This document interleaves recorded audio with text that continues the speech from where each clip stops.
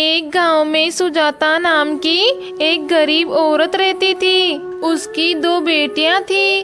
बड़ी बेटी का नाम सावित्री और छोटी बेटी का नाम कुसुम था। सुजाता के पति का देहांत 2 साल पहले एक मिल फैक्ट्री में काम करते समय हो गया था। तब से सुजाता के ऊपर घर की सारी जिम्मेदारी आ गई। सुजाता दूसरों के घरों में झाड़ू पोंछा करके जैसे तैसे अपने घर को चला रही थी। वह अपनी दोनों बेटियों से बहुत प्यार करती थी। अपनी बेटियों को खुश रखने के लिए जितना उससे बन पाता वह करती थी। इसी तरह रहते रहते कई दिन गुजर जाते हैं। अब सुजाता की दोनों बेटियां पढ़ने लायक हो गई तो उसे उनकी पढ़ाई की चिंता सताने लगी। हे भगवान, अब मैं अपनी बेटियों को कैसे पढ़ाऊं? दूसरों के घरों में झाड़ू पोंछा करने से तो मुझे कुछ पैसे ही मिल पाते हैं।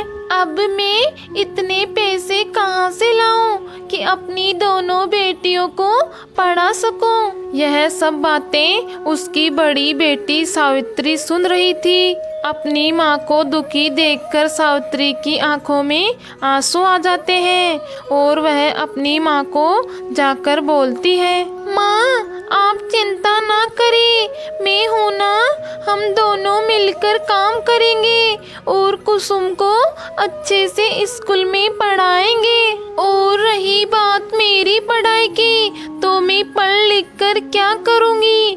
मुझे तो बस हमेशा आपके साथ ही रहना है। अपनी बेटी की इतनी समझ भरी बातें सुनकर सुजाता की आंखों में आंसू आ जाते हैं और वह सावित्री को गले से लगा लेती है। अगले दिन से सुजाता सावित्री को लेकर काम पर जाने लगी।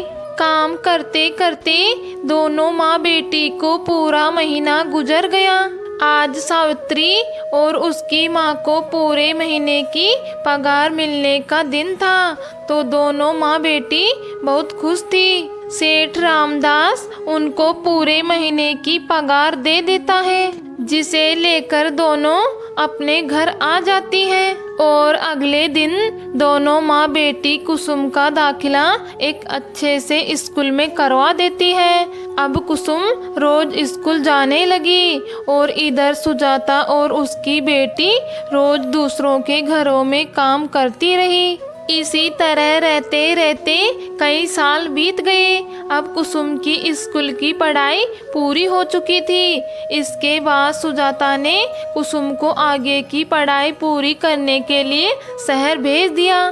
कुसुम को शहर भेजकर सुजाता बहुत खुश थी, क्योंकि उसके पति का सपना था कि उसकी बेटियां पढ़ लिख कर काबिल बने। तो अब उसके पति का सपना पूरा होने जा रहा था। इधर शहर में कुसुम खूब मन लगाकर पढ़ाई करती है और पढ़ लिख कर एक पुलिस अधिकारी बन जाती है। कुछ दिनों बाद कुसुम अपने घर आती है और अपनी माँ और बहन को देखकर बहुत खुश हो जाती है और अपनी माँ से कहती है, माँ आज पिताजी का सपना पूरा हो गया, मैं एक अच्छी सरकारी नौकरी लग गई। अब आपको और दीदी को दूसरों के घरों में काम करने की जरूरत नहीं है। यह सुनकर उसकी माँ की आंखों में आंसू आ जाते हैं और वह कहती है, बेटा ये सब तुम्हारी मेहनत का ही फल है।